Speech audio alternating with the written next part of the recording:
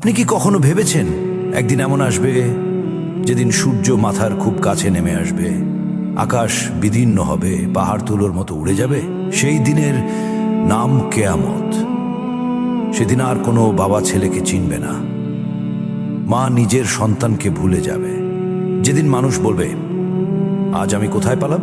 কিন্তু পালাবার কোনো জায়গা থাকবে না, কারণ সেদিন একটাই ঠিকানা, আল্লাহর আদালত।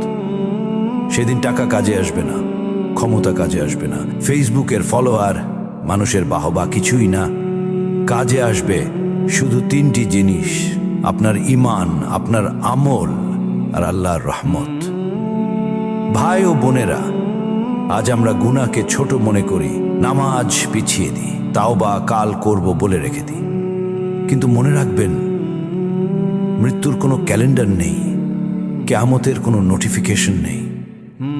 তাই আজই তাওবা করুন, আজই নামাজে ফিরে আসুন, আজই নিজেকে শুধরে নিন। কারণ যেদিন কিয়ামত হবে সেদিন আফসোস করে বলার সুযোগ থাকবে না, হায় যদি আরেকটু সময় পেতাম।